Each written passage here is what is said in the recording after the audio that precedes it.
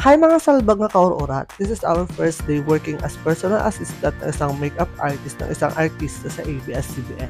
Tara, samahan niyo ako. Papasok pa lang ako pero yung mukha ko mukhang pauwi na. And finally, nakarating na nga tayo sa ABS-CBN building. Super duper strict nila dito mga salbag kasi tatanungin ka nila kung anong gagawin mo, sino aayusan mo, saang show ka, mga ganun ba. Ganito kadami ang binibitbit kong gamit dito sa loob ng ABS-CBN. Meron naman tong duron-duron na tinatawag pero minsan mahirap pa din kasi nga hindi pantay yung daanan dito sa ABS.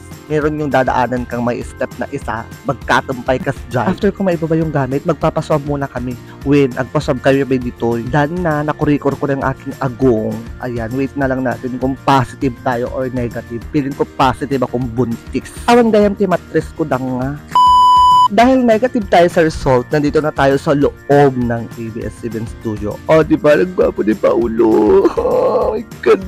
Nandito ako sa famous hallway ng ABS-CBN. Nakikita yung picture ni Angel, ni Bong, ni Vice, ni Ann, ni Kim. Lahat ng artist na nandito. So, pupunta na ako sa dressing room namin at kailangan ko na mag-wear. Hindi na ako nakapag-set up makeup video dahil nagmamadali na kami. Kaya ito na lang ang binidyo ko. Nag-steam na tayo ng damit ni Ate Laika for the wedding. Dapat malinis mabango ang mga gamit para walang issue sa national TV. Dahil marami ng basher ngayon. For the hairstylist naman tayo ngayon mga salbag. Dahil bet lang ni Ate Laika is trailer ng sweet girl, kaya tayo nagplancha lang ng buko. So after that, we're going to clean the brushes na dahil madumi na. Ganito ang makeup brush ng isang makeup artist ng ABS-CBN. Kailangang malinis palagi. Dahil hindi mo alam ang mga nasa utak ng mga artista, kaya dapat always malinis. Ayan na si Ate Laika with my boss. Pupunta kami ngayon ng Showtime Studio para manood ng rehearsal ng TNT Contesta.